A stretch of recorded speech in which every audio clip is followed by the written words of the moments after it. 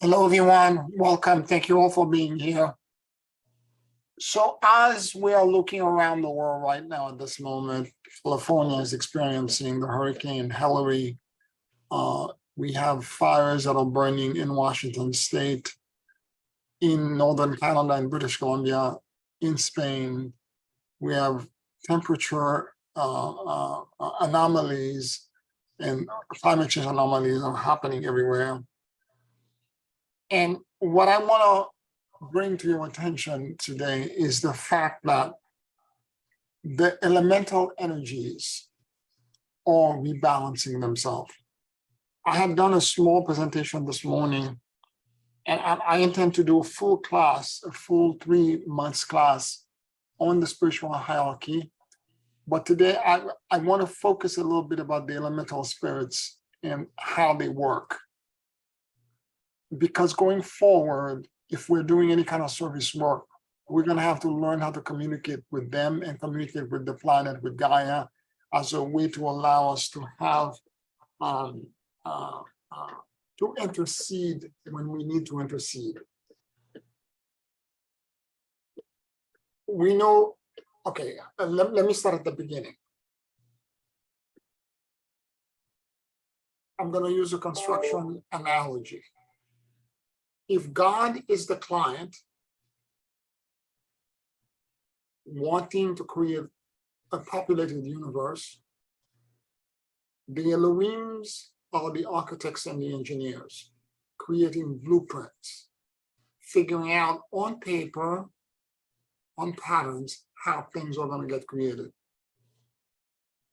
They don't physically create themselves, but they figure out the ideas and the pattern of the structure from A to Z, from beginning to end. The archangels are the general contractors that come in, but they still don't physically create.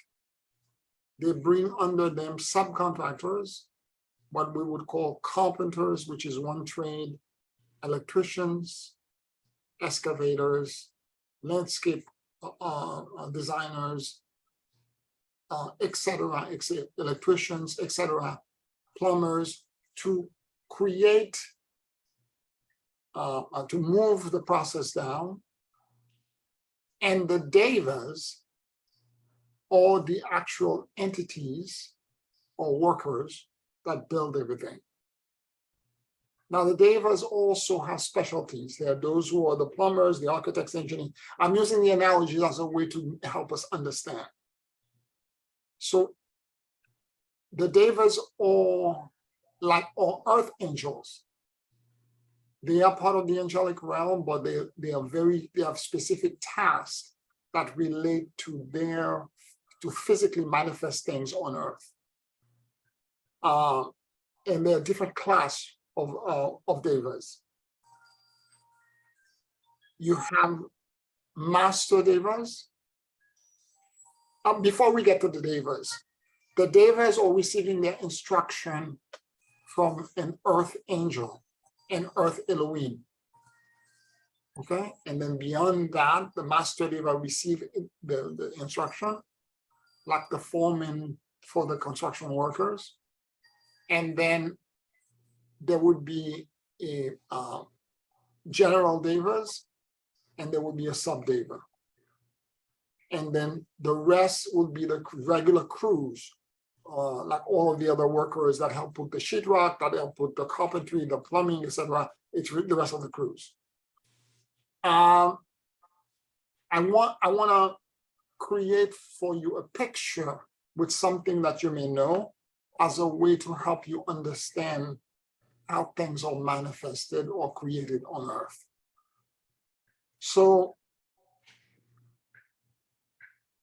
the Devas are also often referred to as the lesser builders in some Kabbalistic literature, or sometimes they refer to them as the elemental spirits.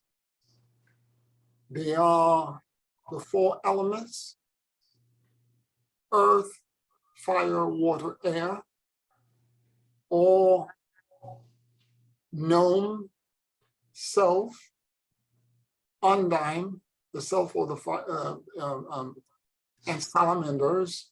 Salamanders or the fire spirit, the self or the air spirit, the undime or the water spirit, and the gnomes or the earth spirits. Now, when you energetically or spiritually see the devas, they are all different sizes. The master devas, they also rather the earth angels, the earth Elohim, they are as tall as mountains. The master devas are about 250 feet tall. And then you can have devas that are as small as 8 to 5 inches. And then you have also the fairies and the gnome. Now, the queen of the fairy in any forest, local forest, is about 3 to 4 feet tall, like a small child. Whereas the regular fairies are literally no more than 4 to 5 inches tall. If you've done a lot of work on talking to nature spirits, you will see them. The gnome seems, they move very fast. Sometimes when you're walking in a forest, you think you saw something at the corner of your eyes. When you're trying, you see nothing. That's a gnome. When you are in a forest and you're walking around, sometimes the way they show up for me, particularly at Garville, is all of a sudden I'll be walking and then the whole forest will stand still. What I mean by that is that all of a sudden you can't hear even a cricket or a bird or nothing flying. The whole forest just stands still for seconds. And when that happens, you're being watched by elementals. They are looking at you. Or at some instances, there are times when you are dealing with when I'm in the forest, where all of a sudden it's the light of the sun that changes. All of a sudden, the whole section of where we are walking in the forest changes completely, and it's for seconds. And after that, it suddenly changed back, and everything. It's like all of a sudden time resumed. It's as if time stopped, and then time suddenly resumed.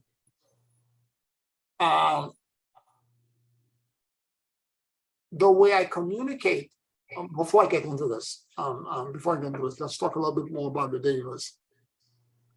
So these beings have not been spoken to by humanity collectively in a very long time. The only people who are maintaining connections and conversation with them is probably people like us, shamans, and native people, First Nation people, that are still in conversation with nature spirits, elementals. There was a time, early history of humanity, where it was an ongoing conversation. It was always about maintaining contact, and therefore the elemental will let you know what's going on. And now, if you're looking at, having said this, we need to be very aware that the as you initiate conversation with them back, they are typically extremely happy to realize that you are paying attention to them and that you're conversing. I had experiences when I was in one of the earth chakras in New Zealand, this place called Rotopunamo. It's a lake that is the water element chakra of the earth. And there were old trees. It's a small lake that used to be a volcano. When I was walking around it, there was no one there except me and my friends. And I remember several of the old trees attracted me. And the way I communicate with them is that you can hug a tree That's one way, but that's not the way I do it. I actually lean my back on the truck and lean my entire back and head, and I close my eyes and I let my entire consciousness sink into the tree. And when that happens, I can begin to sense and feel what's happening. The thought, I communicate. And I have to tell you that during that experience, a lot of the trees were very sullen, very, what's the word? They were very formal in their communication, because I was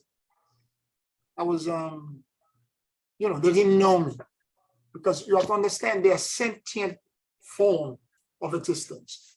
What I mean to say is that every species of plants, animal, insects have a master deva that help manifest them. So if you're doing and taking an action that affects, let's say, a specific tree, an oak tree, you will communicate with the deva of the oaks, or the deva of the sycamore, the deva of the whatever type of tree or plant that you're dealing with, or herbs that you're dealing with.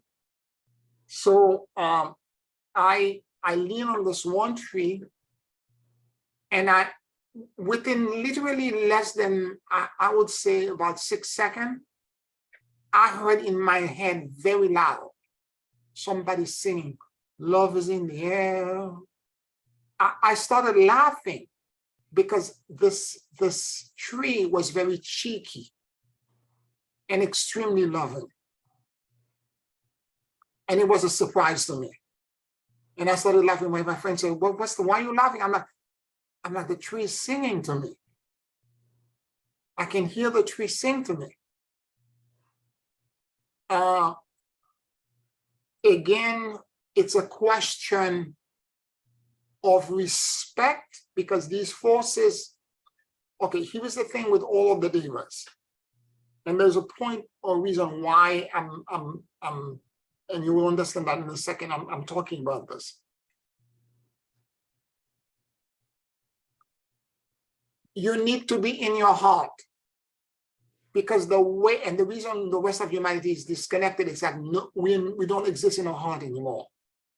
You have to be so authentic and so vulnerable with them, because the moment you try to communicate, they will read and feel you. Therefore, there is no duplicity. You cannot hide to them. You cannot camouflage. You cannot pretend. If you have a secret agenda that you want to do something that's not correct, they will see your deceit, and they will shut you down. And then the other thing to think about is that you have to have a lot of respect. A lot of time, these forces of nature, sometimes you have to go in multiple times before they can allow you to go in. Meaning that you have to ask for permission for blending. When you lean on the tree and you want to communicate, you have to ask the tree, whatever type of tree that they are, may I have an audience with you? I beseech you, a beautiful tree, would you give me permission? So how many people on earth right now in the 3D world do you know that will do this? Very few. And this is why we're in the pickle that we're in right now. The native people will do it, the First Nations will do it, but if you can do this, what happens is that the awareness comes upon you of what the tree is, or the plant is, or the deva of the plant is trying to communicate with. You suddenly begin to see it or feel it. And so I'm very fortunate in that I had the ability, the privilege to communicate with the devas. And again, you need to humble yourself, step out of your ego, because your ego is in the way of the communication, and go into your heart. And when you are in your heart, you're able to really blend and connect with them.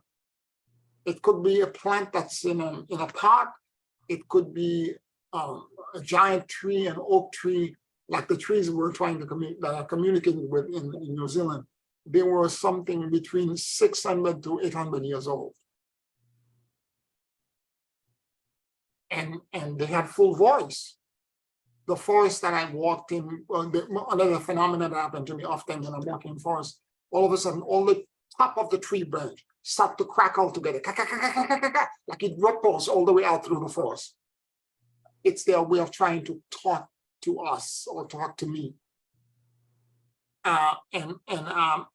Those are the young trees. The older trees, if you go lean on them, you can actually get full thoughts and full ideas of where they are and what they need.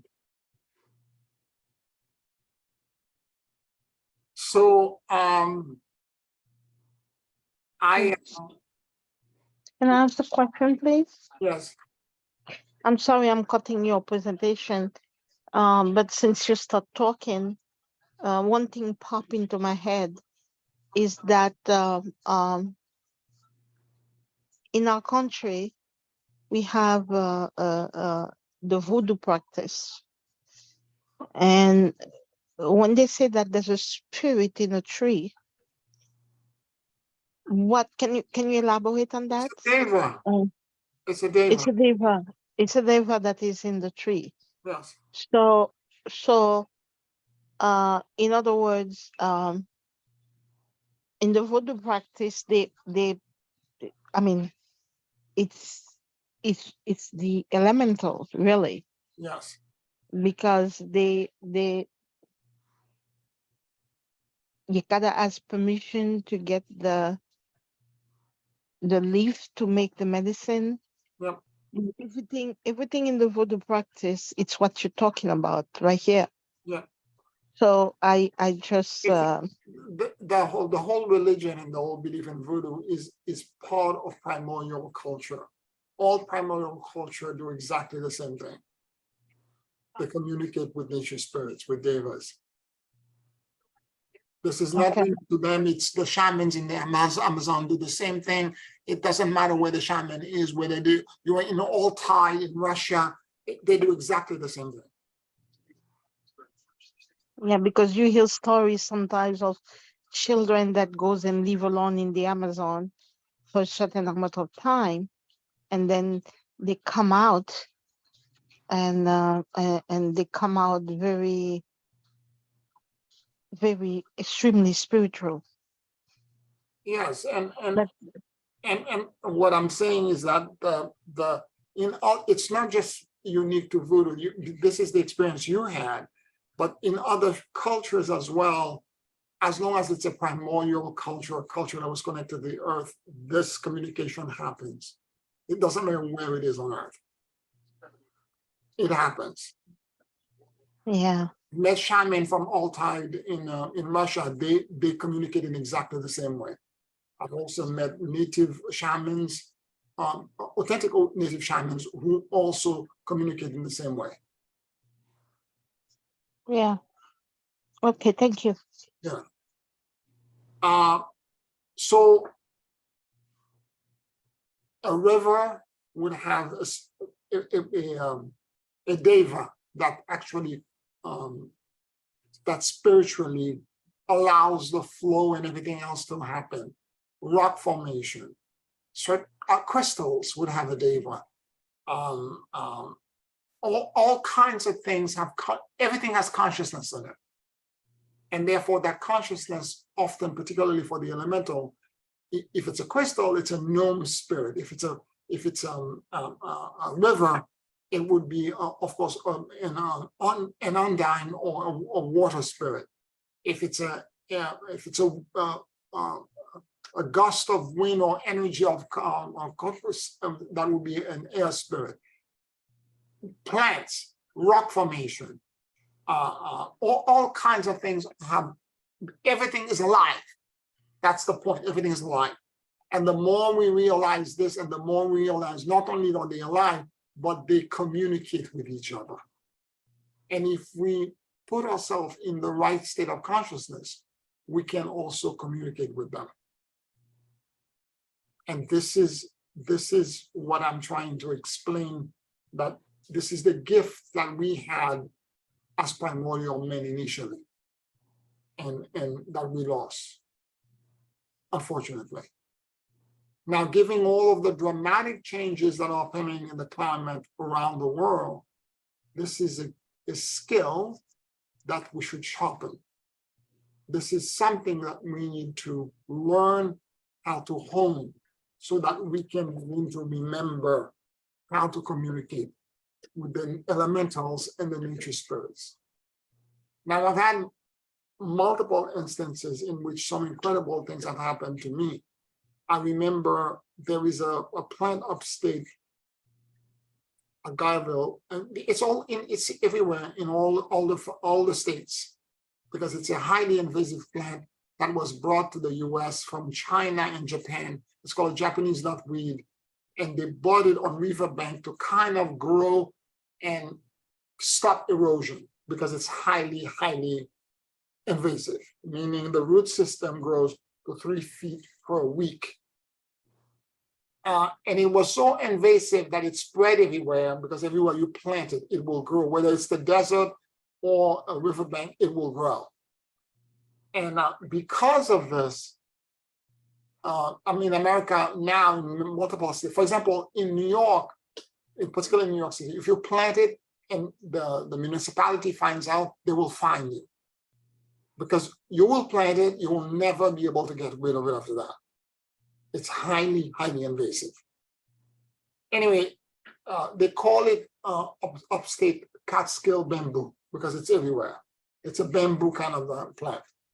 So, but the root system for the plant, which is so aggressive and so thick and heavy and vine grow, and by the way, the way the plant spread, it doesn't spread by seed.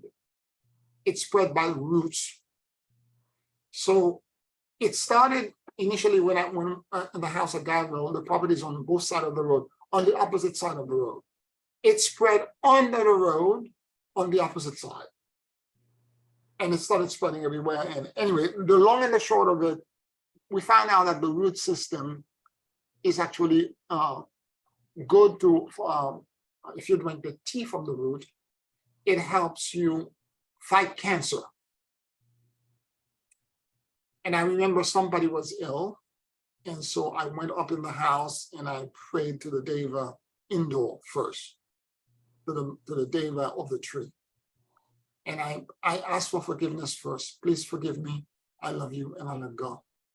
If me, my family, and my ancestors had hurt you, your family, or your ancestors, since the beginning of creation until now, by thoughts, by deed, by word, by action, and by inaction, please forgive me. I love you, and I let go. And I kept saying, please forgive me. And this went on for almost, 35 minutes. And at some point, I felt that I reached somewhere. I reached somebody. And I said to the Deva, I need to get to harvest some roots from you, because there's somebody, and I named the person, and this individual is sick, has cancer, and I need you to give me medicine and the potency of your medicine to help cure her. And I got, it's not a yes, it's like a joy, a feeling of joy, which I interpreted as a yes, because these spirit, and they communicate by emotion, by feelings. Most often, I felt joy. So I knew I'm ready.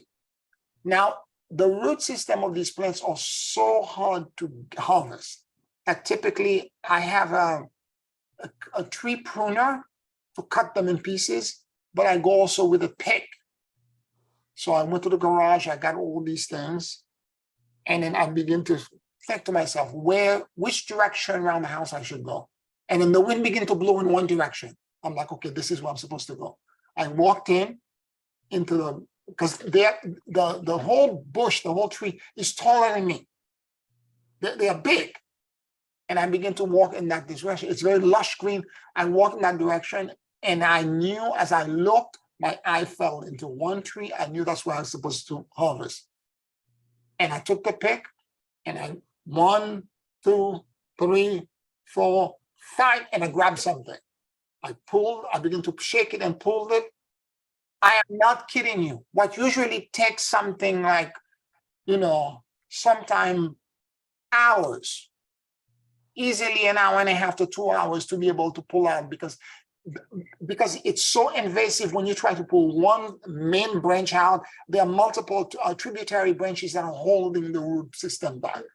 I pulled it out, and it came out as if, when you're crocheting, you have a crocheted something or something knitted, and you pull one of the string and everything came up. I pulled something out, it came up like this, like a crochet string. Everything came out 15 feet long. This vine, this root system, the whole thing came out with one pull. Everything came out. If I didn't have for permission, I would have to struggle and battle to get this. And what I did after that, I was very grateful. I said, thank you. Thank you for everything that you've done. I cut it at the very end where it ended, because the root continued to somewhere else. I clipped it off, and then I took that tree pruner and I cut it in small. I tried to clean because it filled with mud. I tried to clean as much as possible, and I cut it in little 2.5 to 3 inches thick pieces for this person, for the ease of this person to make tea. It was still green. It was still easy to pluck, because after that it becomes very hard. You need a hacksaw to cut it, or hatchet. So I clipped, and I had a bag with me. I put it all in the bag, and all of it is now programmed as a cure for this woman I was harvesting it for. It's programmed for that woman. I cannot give a piece to someone else who's also sick with cancer, because I prayed to the Deva and I asked for the strength and everything else that this person needed. This was it. That's what the Deva gave me. This is it. If she's done and she's cured and she's done, she cannot share it with anyone else. She has to throw the rest out. So it was an interesting experience for me, because it allowed me, because I've harvested this thing before without asking the Devas, and it's a struggle. I've come back to the house, I'm filled with mud all over me. I've dug multiple holes. I struggle, I hatchet this. It's a whole different experience. 2 hours later, I'm covered in mud. This thing was like literally 10 minutes. I just pulled it and it just came toward me. When you communicate with these elemental spirits, before I go into this, I have to share with you that years ago, I don't know if you probably, if you can search it online, you will find it. The Dalai Lama, spiritual leader of Tibet, when he was a young man, he had communicated with a spirit they call that the Buddhist people from Tibet communicated with, called the Oracle. And the Oracle told them, you need to get out of China, because, out of Tibet. Tibet was independent at the time, because the Chinese are going to invade. And there was threat of that already. And the Chinese came with military, a huge army to try to take over. But the Buddhist monk needed cover, so that particularly the Dalai Lama and his entourage, so that they could escape and go in Tibet. So what happened is that whatever the Buddhist monk, I can speak for them, But coincidentally, there was a huge snowstorm that blocked all the road, that blocked all passage. Now, it's not that the Tibet is easy to maneuver anyway, but the army could not move because there's so much snow had fallen. And the Dalai Lama and his entourage were able to escape into Nepal and then India. Years later, there was a reporter that asked a Rinpoche in the entourage of the Dalai Lama, talking about the story, do the Tibetan or Buddhist from Tibet control the weather? And his answer was very curious. He just said, we don't control the weather, but we can speak to local gods. In the mind of the Buddhist, these earth spirits are local gods. And their ceremony, their ritual, their ways in which they can communicate with them. I've given you one of them, which is I become very neutral, I ask for forgiveness over and over again. And then at some point, I call upon the energy. First of all, I call the energy of the Deva that I'm trying to communicate with, and I ask them for forgiveness first. Because I don't want to go there with my ego and my hubris thinking that just because I'm trying to communicate with you, you are so lucky. I asked them for forgiveness because in the past I was foolish. I thought I knew better. I'm a man. I'm filled with ego and all kinds of sins and all kinds of faults. So forgive me. And when you come with that humility, they will communicate with you. At some point, they will yield and they will communicate with you. So that's the way I do it. And that's the way I recommend you do. And the reason why I'm talking about this is because in terms of us as spiritual leaders or leaders in training, we need to step up our stewardship for Gaia. We need to do better. And I don't mean by that just us protesting, writing petition, blockade and etc. And being an advocate and an activist for climate change. I'm talking now about us stepping it up on a spiritual level, where we learn how to communicate with the will of the elemental spirit and the Devas. There is a way similar, and I've given you the general outline already. There is a way for us to communicate with them, because the wildfires I just mentioned, the hurricane, there is a tropical depression that's churning now to the east of Puerto Rico. That's going to probably end up moving toward the Gulf Coast in the next few days and turn into a hurricane because the water is so warm. So we need to understand, and I've done this before with the council, with the advanced students, where we've gone in and we did it again this morning with Hillary, with the council. I've guided everybody together in meditation where we became neutral first. You do the torsion field around you and you became completely neutral. And as you become completely neutral, then you ask Gaia, you ask the storm system, the energy system, the rock formation, the crystal, whatever it is that you want to communicate with, you ask them for permission for them to give you an audience with great respect and humility. And the more you're in your heart, because if you're not in your heart and you have a devious agenda and you're trying to plan something devious, they will see right through it. They will not communicate with you. In fact, they'll try to block what your intention. But if you're so open and so humble, what happens is that these energy system will gladly communicate, because that was the way the original men and women were initially, which is to be in contact all the time with the elemental spirits. And we did it again this morning where we communicated with that hurricane. And I want you to understand that kind of practice. You should be able, with any plants and animals for that matter, that's in your environment, you can do exactly the same thing as well.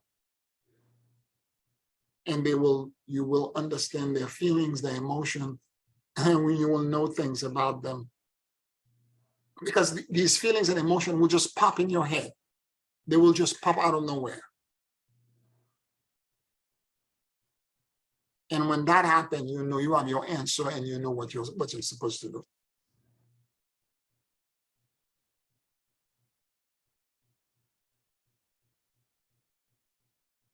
Any questions, any comments so far?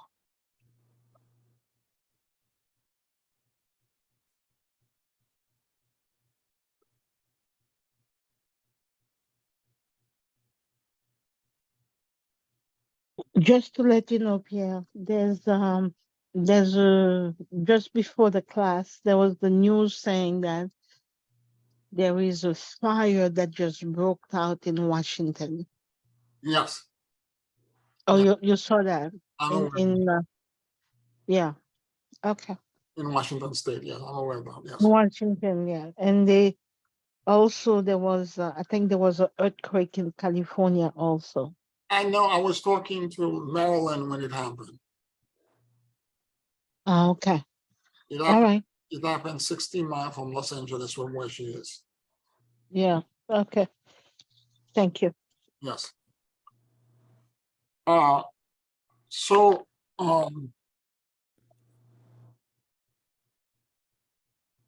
what I'm saying here is that, and what we need to keep in mind as well, is that the devas are sentient awareness. Some of them are friendly. Some of them are funny, like everyone else, and some of them may be indifferent to you. Others could even be adverse to you and even hostile to you. I had a couple of running with devas up in the Catskill, and I can share with you a very specific experience that I had with the Queen of the Fairy. I had this vine bush that was growing and growing and growing out of control. And one day I decided, I had my lawnmower, and I'm decided around the house, I'm going to cut the grass. And because the lawnmower is so loud, I have this earpiece with this muffled thing in your ear that muffles the sound. And I'm riding around throughout the whole property on this lawnmower, and I'm cutting the grass. I'm not paying it no mind. I'm going all around, and it's over an hour and a half. I'm going everywhere, cutting the grass. It's all around completely the house. And I come to the south side, where this bush is. And for whatever reason, something inside of me said, go in the bush and clean it up. And I moved in with the lawnmower. Very loud in my ear. I could hear, and this really startled me. Somebody screamed, a male voice, can't you see there's somebody living in here? I was so startled. The lawnmower, I put it in park, I broke, I put the brakes on. I was like, what? And I got scared. I took the earpiece out. I'm like, who said this? I'm looking around. Did somebody say something? Because of this, my lawnmower was stuck in a mud puddle in that area. It took me a month to get it out.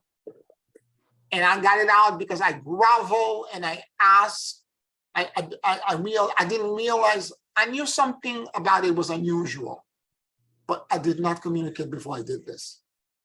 I didn't ask for permission, and it was a mistake. I'm trying to tell you this because we have an old proverb in the Caribbean that says, I was not always big. I didn't grow up, there was a point in my life where I made multiple errors and mistakes in terms of communicating with nature spirits. And so there was a huge mistake because I tried everything possible to pull the lawnmower out of the mud.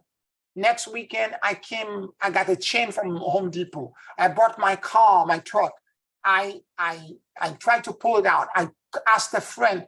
It was not until I asked the Deva for forgiveness for 3 weeks.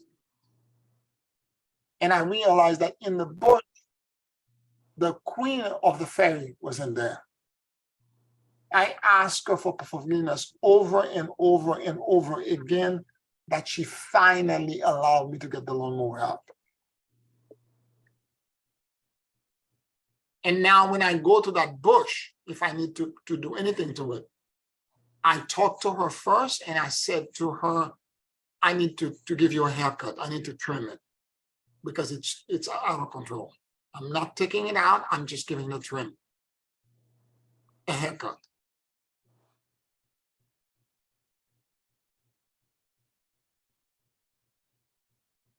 So that's what I mean about sometimes they can take action that may seem adverse to you because they're trying to defend themselves.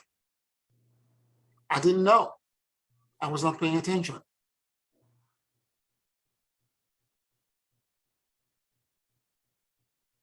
We are called, and this is an invitation for us to do this, we are going to be called more and more to communicate with the nature spirits. Because a lot of time when we communicated with the multiple hurricanes that have happened before, we communicated with Sandy when Sandy was coming up from the Gulf. And I remember we saw all the flooding. Sometimes there's nothing that because it's a sentient life force, and when you're communicating, it's a dialogue.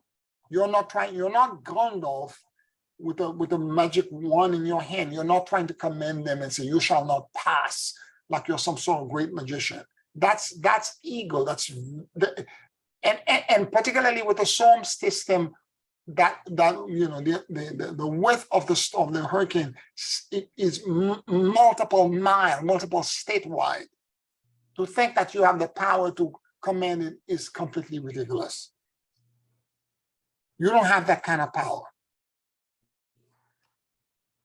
And moreover, there is a higher purpose. Like, for example, for California, the people in the desert, they were temperature of 115 to 120 for months now.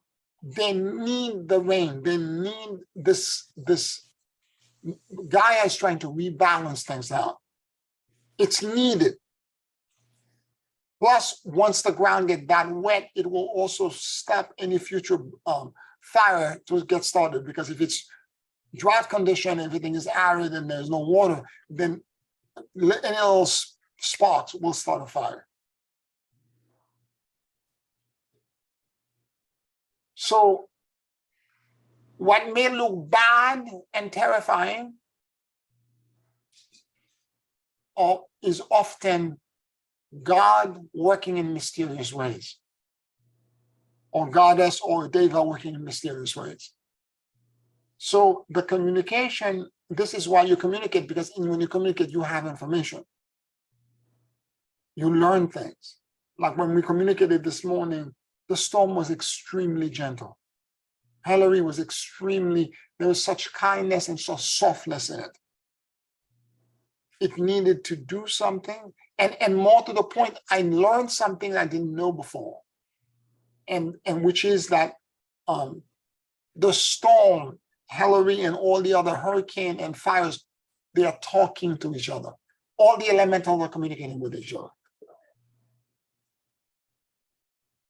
I didn't know this.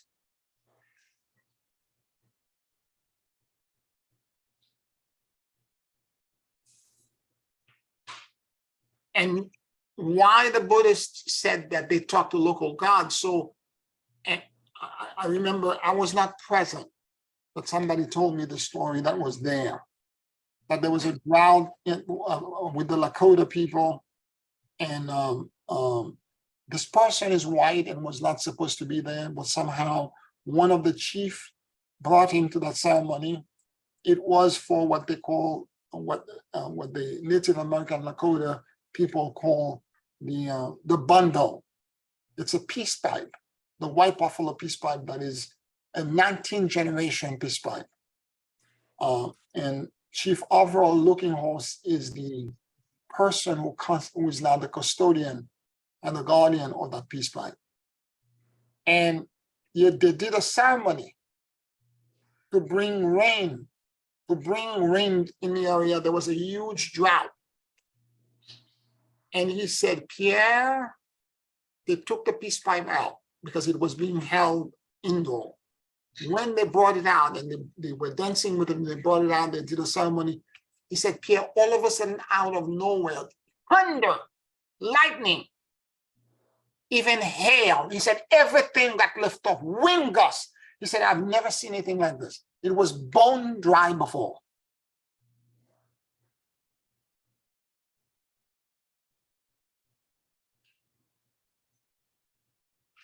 Again, it's not that you command the element, it's that you have a communication.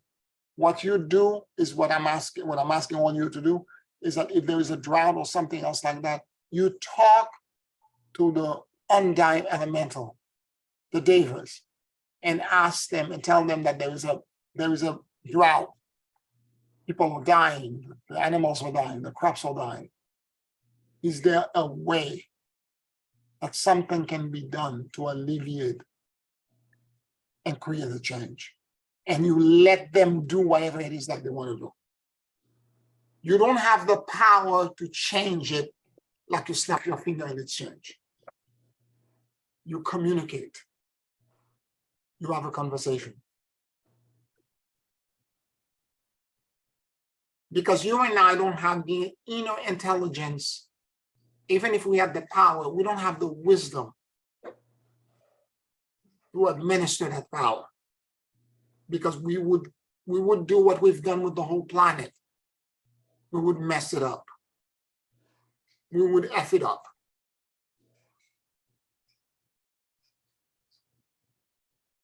So I'm saying this because I want you to pay attention to understand the humility and your wisdom. And in the case of the Lakota, they prayed. All they did is that they prayed. They asked the white buffalo spirit to help them with the drought.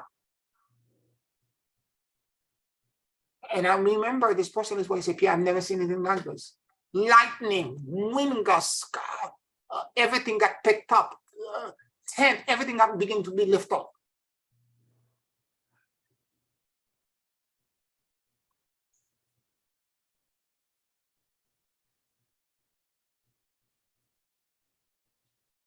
I met Aval Looking Horse a couple of times. And I remember one time he was sitting next to me at my friend's apartment where he was staying, my friend Valerie, and I remember him saying, I am afraid of the bundle. The bundle he's the guardian of. He said, if there's so much power in it, I'm afraid of it.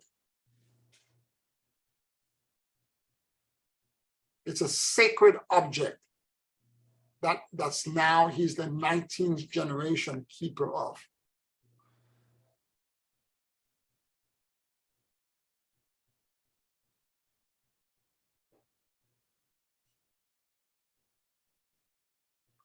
So we can, with a little bit of wisdom and humility,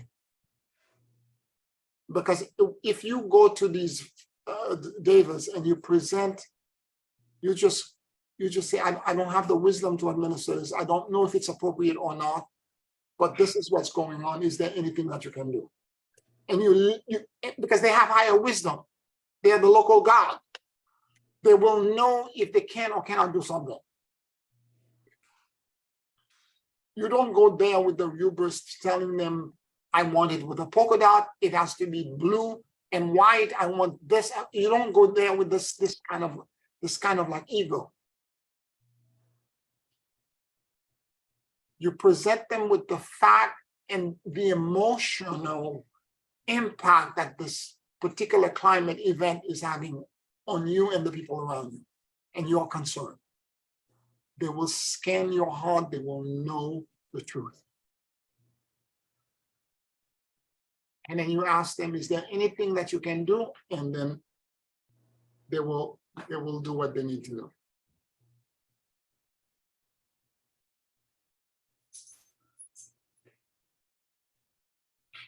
I had always thought that these elemental spirits were like the water spirits, like each hurricane, each local god, river, or whatever, they were separated from each other. What I learned this morning is that the Master Deva, the earth angel that's over them, is now communicating with all of them simultaneously. And by the way, the archangel that is actually overlighting all of the Devas, earth spirits, and earth elementals, all of them, is Archangel Sandalphon. And when you see Archangel Sandalphon, when I had the privilege of seeing him in dreams, he's as tall as the sky. He's a giant. You can't even see his head. I was no bigger than his foot. He's immense because his foot is on earth, but his head is in the heavens at Kether. His name in the Kabbalah, they call him the Lord of Heights. He's immense.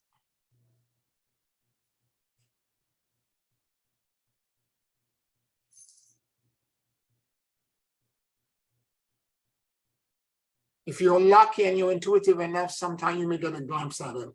Or for that matter, a glimpse of a Master Deva. You could see a being that's almost 250 feet tall.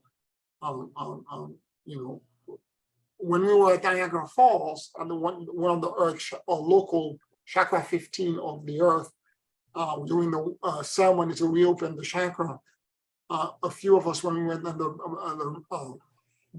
Bride of the Mist ride over the fall, we saw one of the earth Elohim as a giant being in one of the falls.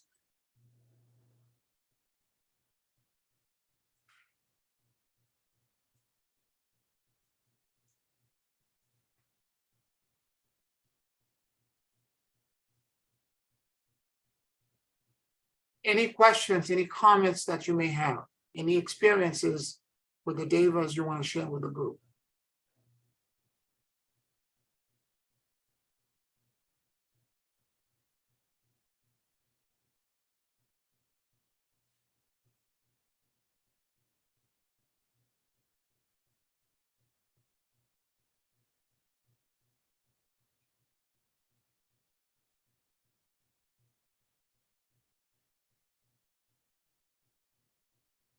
Sometimes the Devas, as I said, this is a different muscle I'm asking you to flex. And so I don't expect mastery overnight. I expect that if you may have known this information intellectually, but I'm asking you to begin to engage more and more. If you have plants around your home, maybe you want to spend a moment to talk and communicate, particularly, let's say, for example, if you're having difficulty getting a crop to blossom, to show up, to grow, you actually spend your time in front of the plant and communicate to the Deva, the Master Deva of the plant, and ask the plant, what is it that's lacking? Why is it that it's not expanding and growing the way it's supposed to? And wait for an answer. And if you have that communication ongoing with all of your plants, your crop will never fail. Fenhorn, the very famous Scottish area where this beautiful garden was grown.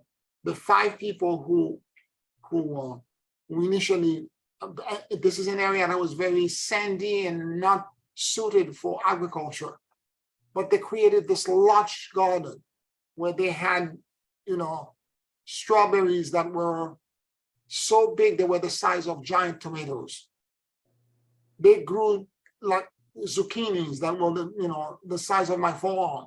They grew stuff that were immense. They were talking and communicating with the devas of the plant all the time.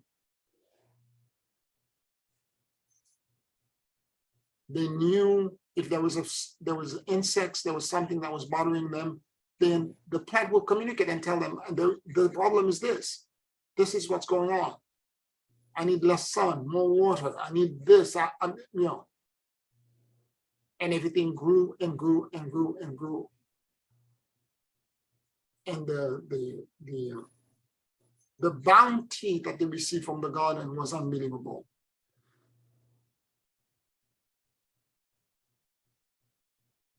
If you can flex that muscle a little bit more, you're going to learn more and more about yourself and that in the plants. But that kind of communication, again, please forgive me, I love you and I let go. Let's say it's a bell pepper plant. You ask for forgiveness to the plant, to the deva, multiple times. And then once you feel you're completely neutral, everything is soft and yielding energetically, then you can begin to start your communication.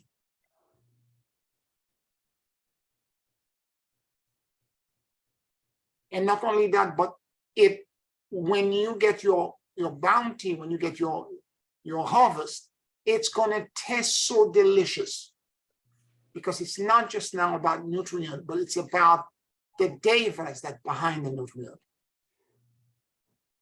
Everything is going to taste so much better, because it's going to be programmed now for you, for your nourishment and for the maintenance of your body.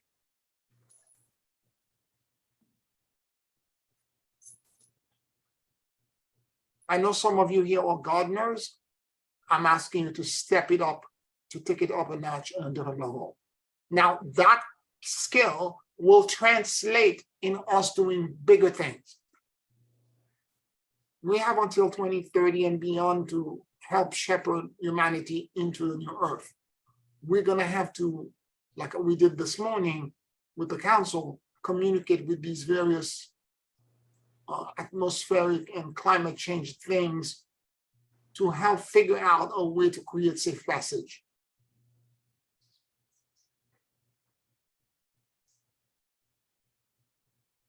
We need first to learn how to speak with them with little words.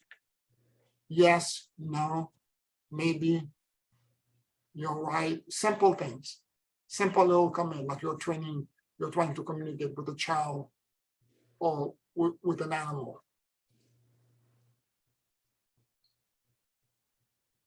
And then the bigger things can come afterwards.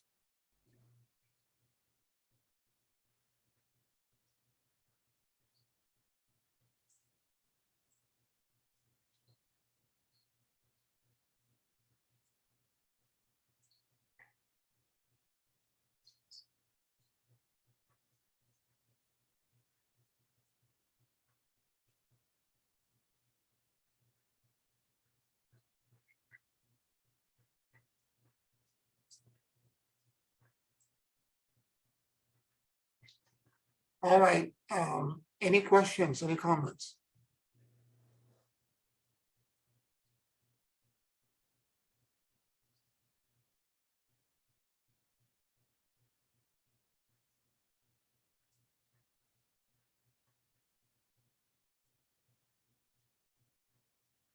Now there are stories in all cultures and all laws about beings that are aquatic beings, maybe that are, before I get into this,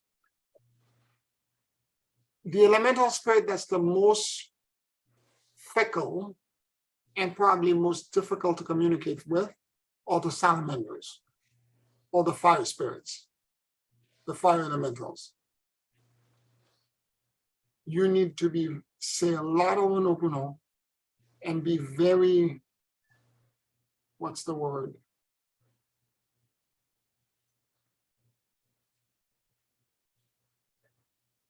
Your intention has to be very pure. They are the most difficult to communicate with. I'm going to give you one more example, and some of you were with me, and you may remember this example. So we did several, this is going back more than 10 years ago. And there was a woman named Marie Lisette that used to live in Lansing, Michigan. And she was working in a college there. I don't remember exactly. She was a professor of some kind, or an assistant professor or something of that nature. I remember we were working with the Devas a lot, communicating with hurricanes and doing all kinds of things. So she learned the skill. And she communicated with me, called me and said, I need to talk to you. And I spoke with her. She said, Pierre, we never believe what happened. Apparently the night before, or a few days earlier, there was a tornado warning. She lives in a senior complex. And the tornado warning, and she said, I went to the window, I could see the twister coming, the funnel coming toward me. She said, but when I realized the speed that this thing was coming, how big it was, and it was coming from another complex, and there is a senior neighbor that's disabled that I cannot leave behind, I would have to help evacuate her, and there is not enough time.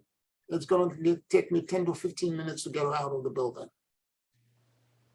She said she stayed very calm and went into her hall. And she stood at the window, she looked at the funnel, and she let her concern and what was happening for her and for the area that she was in. And she let the storm know, you cannot come here. You cannot come here because I can't help my neighbor to get out. We want to get out of the way to let you do what you need to do, but there is no time. You cannot come here. And it came such a deep place. And the more that the storm realized that you're doing this for service, this is the way that these Devas work. The more, and I'm using that example because I want you to understand something. Because the Deva realized, it's not just me I'm trying to save, but I have a neighbor that's disabled. I need to help her. And I don't have enough time. At that moment, the storm turned. Jumped when she said, Pierre, you should see, because the storm created a path of devastation where all the trees and everything else got devastated. It skipped them and went on the other side. Nothing happened to our complex of the building.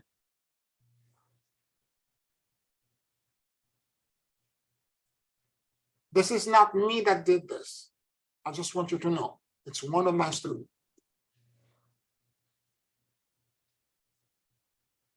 And it means that you equally are capable of doing that and more. But it came from a real place. She said, I was not afraid. I was just communicating. Because if you're in fear, you're going to disconnect, because you have to connect heart to heart with the Deva.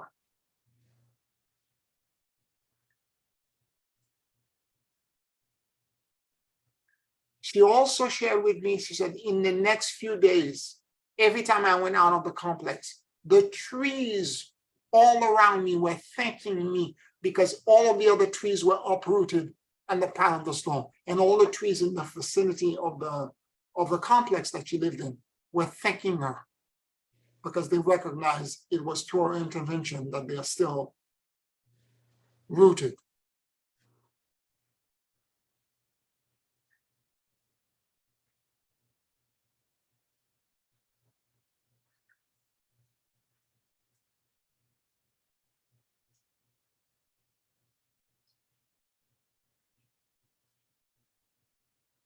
it's important for us, and I'm sharing these anecdotes with you because you haven't had personal experiences with these energy systems, and I need to illustrate them with these stories to give you an anchor and make you understand how they operate.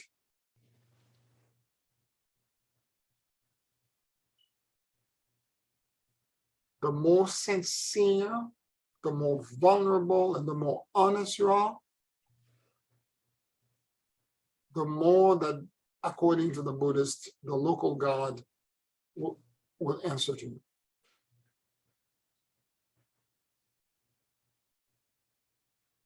And sometimes the answer, the hurricane, I forgot the name of that hurricane that was before Sandy. That hurricane told us very clearly, don't worry. When we initially connected to that hurricane, 60 million people are on your path.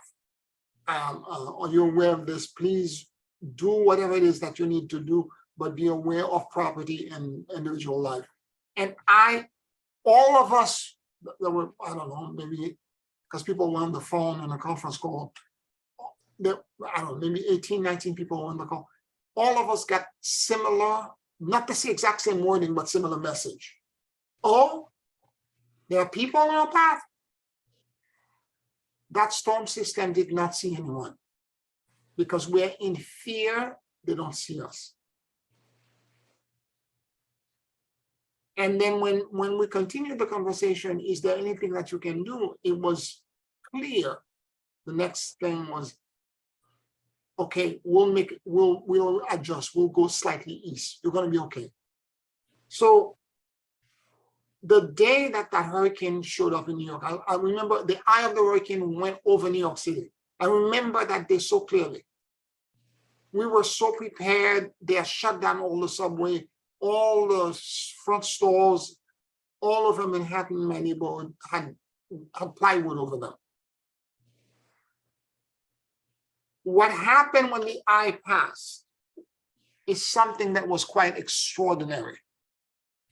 There was so much, I suppose, negative iron in the air.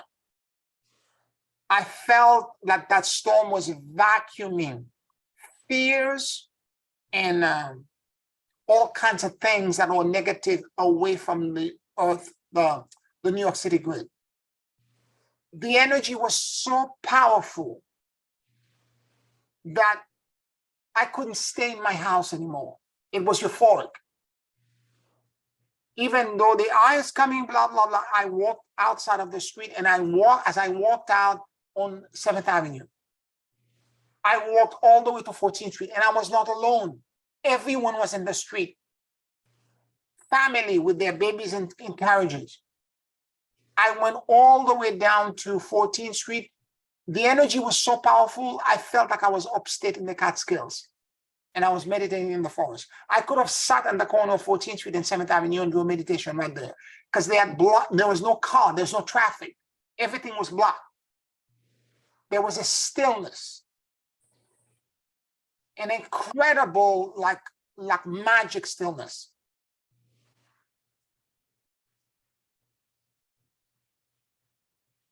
And I remember I came back, walked back the other way. I went on 23rd Street, and I went all the way down to the waterfront, to the Hudson River. And I was not alone. Everybody in the neighborhood was descending. And it was instinctual. It wasn't something that was coordinated. Nobody took a blue horn and said, let's all go on, because the radio was saying something else. And we all went there, and the clouds were very strange, but it was literally euphoria. And I was there for a couple of hours and then went back home. And that was what I experienced. There's a little bit of drizzle here and there, but there was no rain. We had no rain. Yet the eye traversed the island. Sandy was a opposite. I'm saying this to you because I want you to understand they have different personalities. That's what I'm trying to say. They are not the same. They are sentient, and they are different personalities.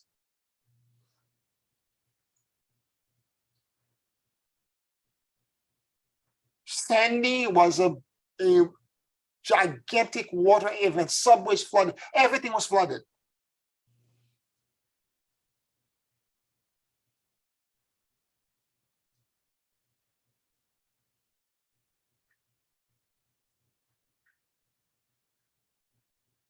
And when we communicated with Sandy, and by the way, the communication, we tried multiple times, 3 times, 3 attempts. When we asked for permission, Sandy would not let us collectively get in.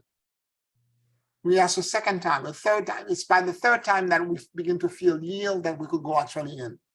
And Sandy was like, I got to do what I have to do. Get out of the way. Get out of the way. I got to do what I have to do.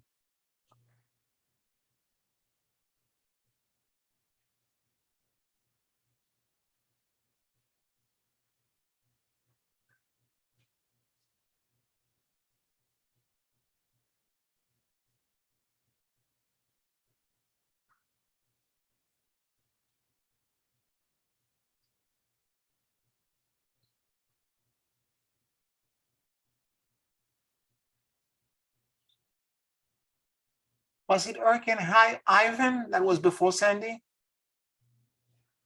I can't remember the name, but it was the hurricane before. That was for us. It may have damaged other places. For us here, it was really not a catastrophic thing. It was euphoria. I felt like the city of New York got cosmically vacuumed. All kinds of negative stuff got sucked out. Oh my God.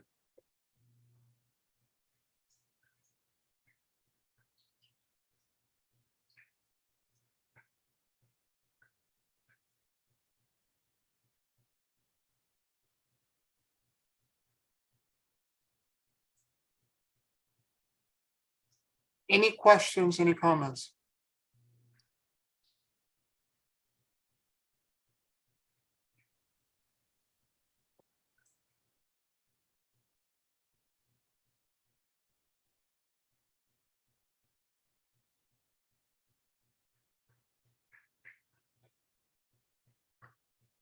All right, let's take a 5-minute break and we'll do a closing meditation on the when we return.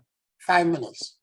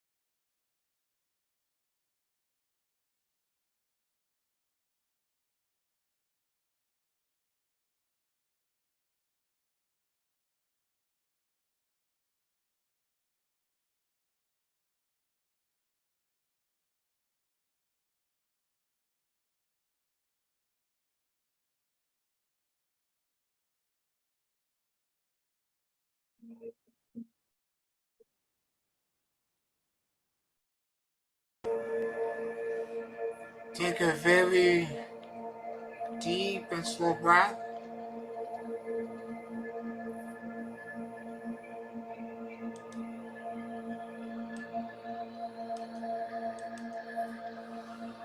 And as you inhale and exhale deeply and slowly,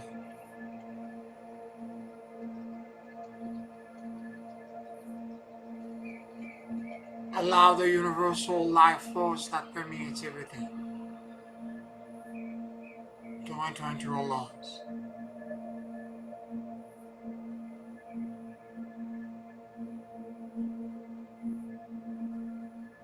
Keep breathing deeply and slowly.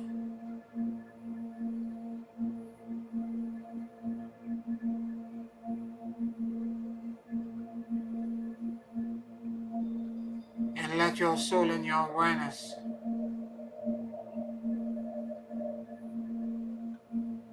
drop in the middle of your chest.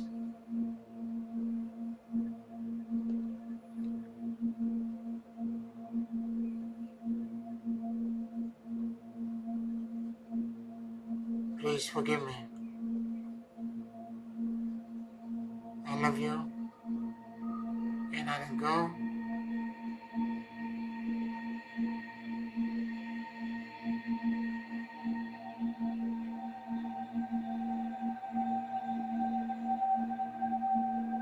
Please forgive me. I love you. And I let go.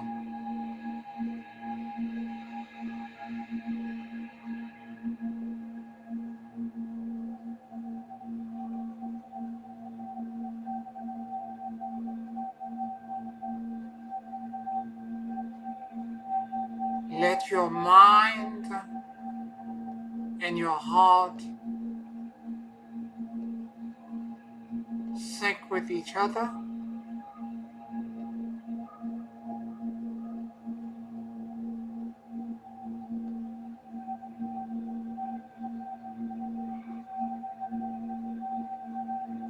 It is as if your eyes were now located in your heart space.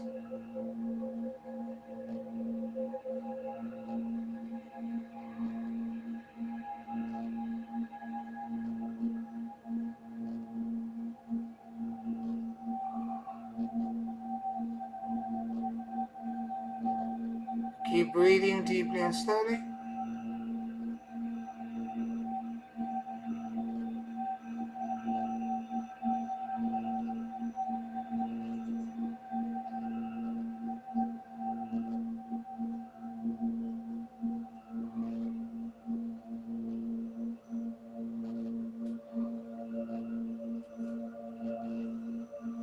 And notice what you notice.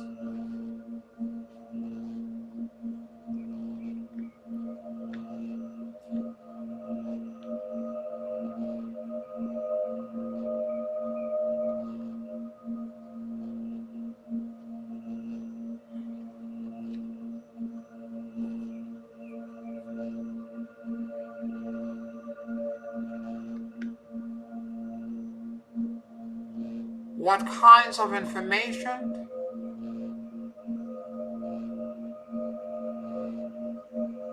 insights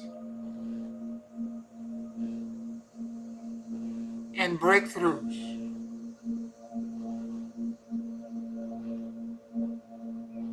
that your heart coherence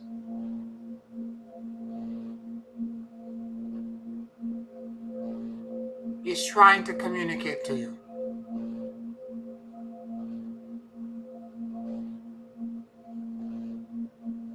Listen.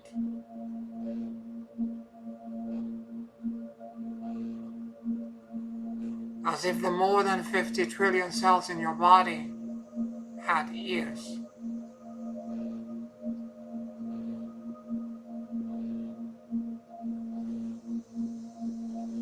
Please forgive me. I love you and I let go.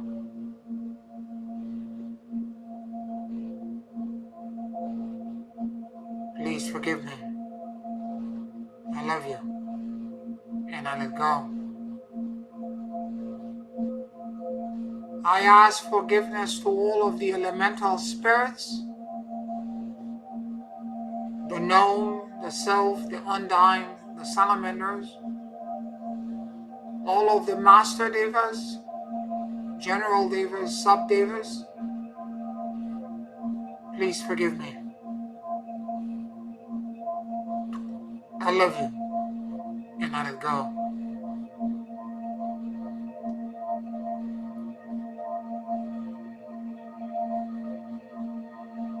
Please forgive me. I love you. And I let go.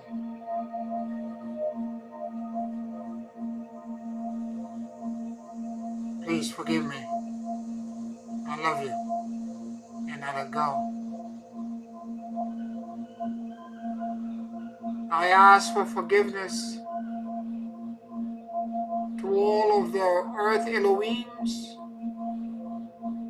earth angels. Please forgive me. I love you. And I let go. Please forgive me. I love you. And I let go.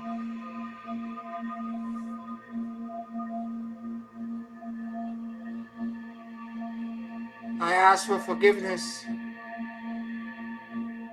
to Archangel Metatron, the Lord of Heights.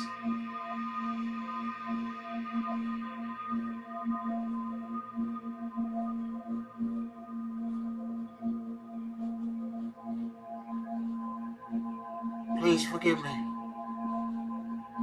I love you. And I let go. Please forgive me. I love you. And I let go. We call forth Archangel Metatron,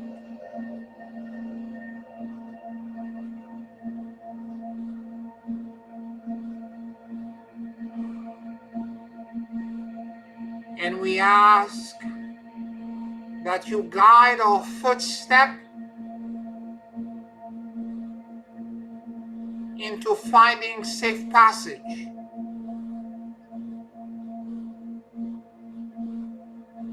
into the new earth. Guide us and show us the way, that we may warn our brothers and sisters on earth of the obstacles, the perils that exist on the path. Make us safe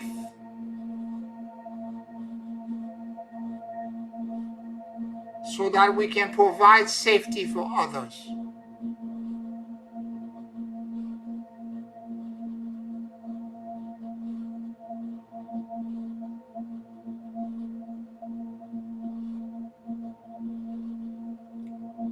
Please forgive me. I love you. And I let go.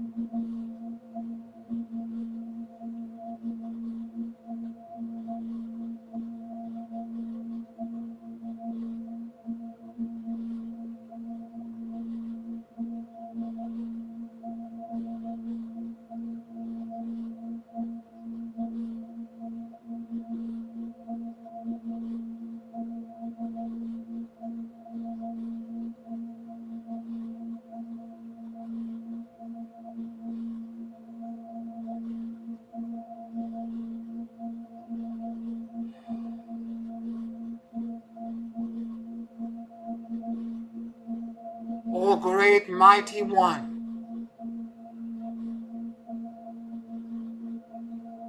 who touches the heaven and who is perfectly balanced and rooted in the earth,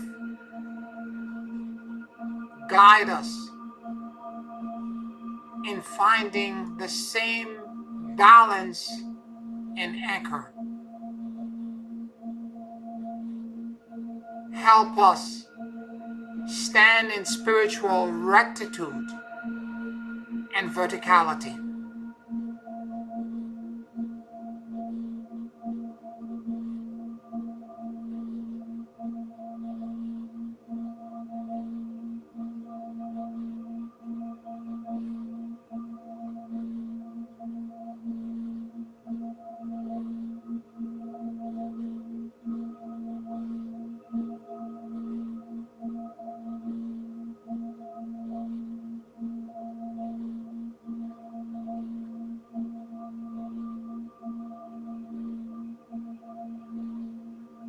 We call forth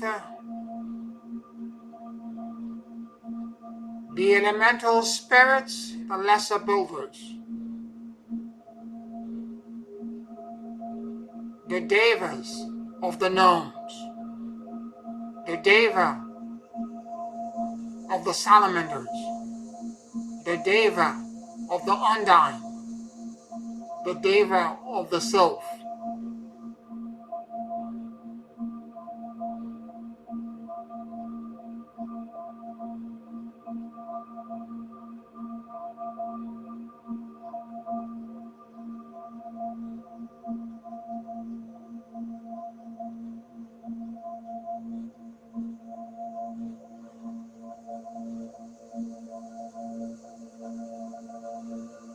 Please forgive me. I love you. And I let go.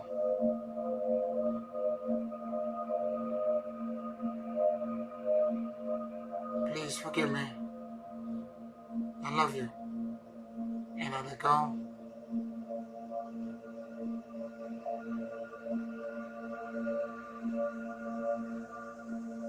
Please forgive me.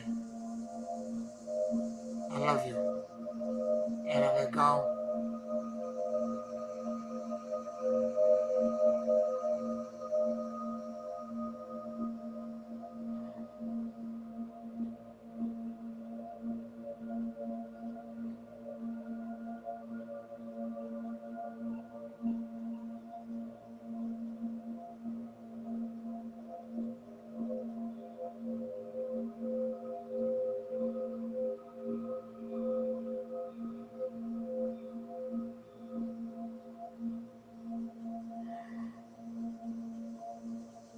Teach us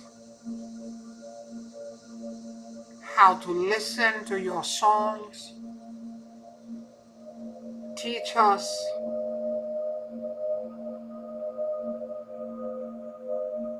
how to hear your voices.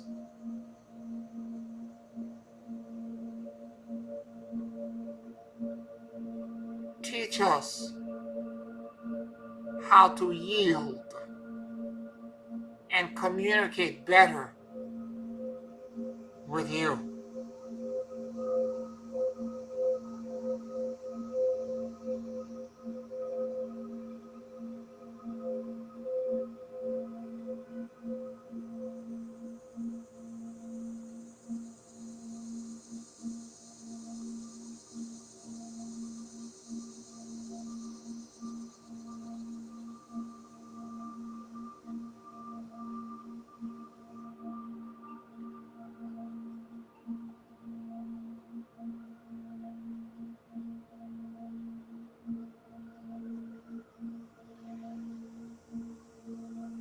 Open our heart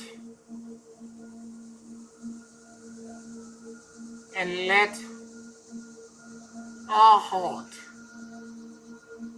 merge with your heart, allowing a line of communication, a bridge to exist between us and you.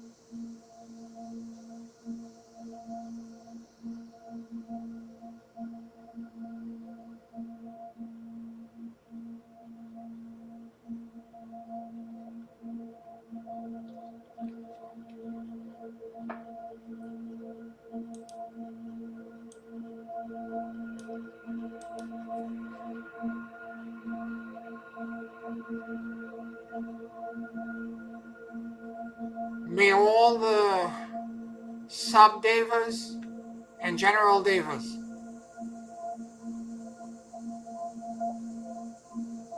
find a path of communication that's equally viable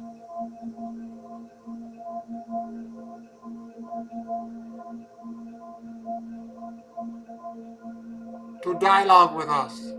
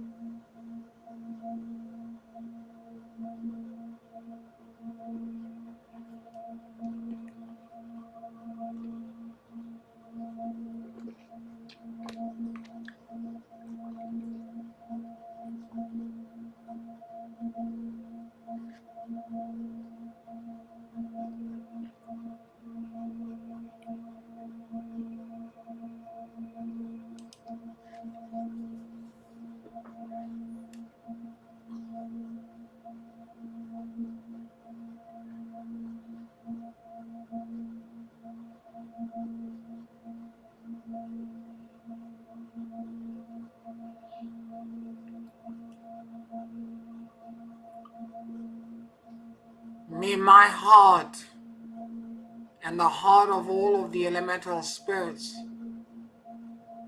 become one.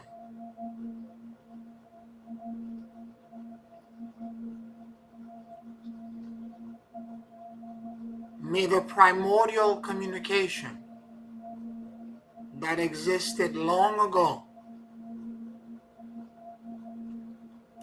be restored in me.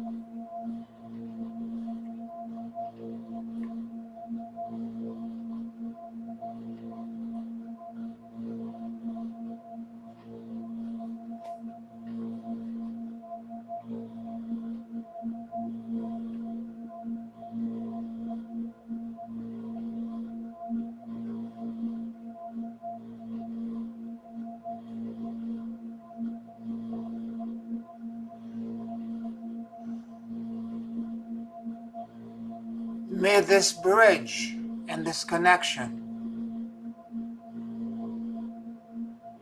continue to expand and grow for the next 21 days.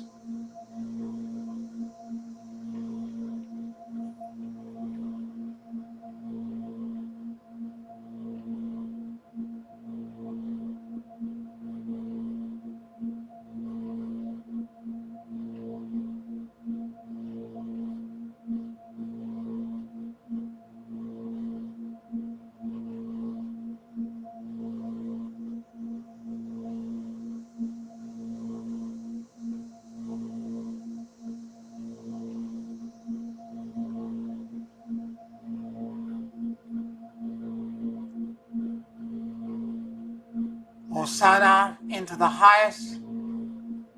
Hosanna into the highest. Hosanna into the highest. Take a very deep and slow breath. And whenever you feel ready, you can open your eyes.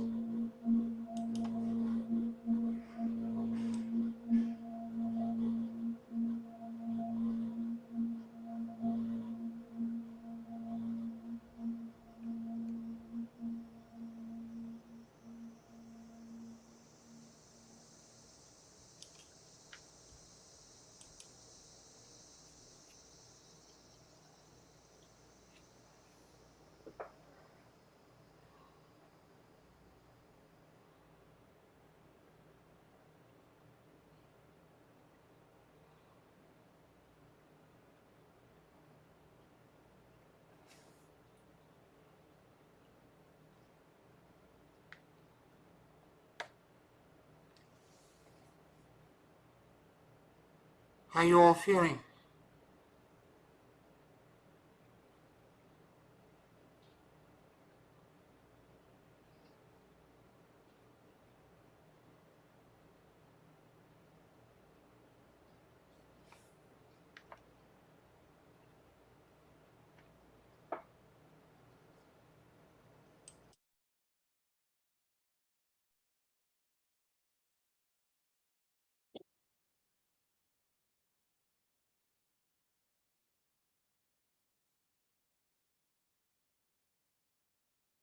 Thank you, Peter. Um, that it was such a beautiful blue sky that I saw toward the end. Mm. Amazing. I haven't seen that deep blue like that. It's all clear. But I thank you so much for it. You're welcome. You're welcome. Absolutely. Absolutely. I want to thank all of you. Marjorie, I got your message. I want to thank all of you for your participation in the class today. And if you're listening to us on Patreon, thank you for your support. Like this video on YouTube, subscribe to the channel, share this information with your friends so that the algorithm can increase. I would love to hear from you. Make comments on YouTube so that I know that you're around and ask any question that you may want to. Deep love, everyone. I'll talk to you next week. Good night. Yeah, good night. Good night, Bobby. Good night. Good night.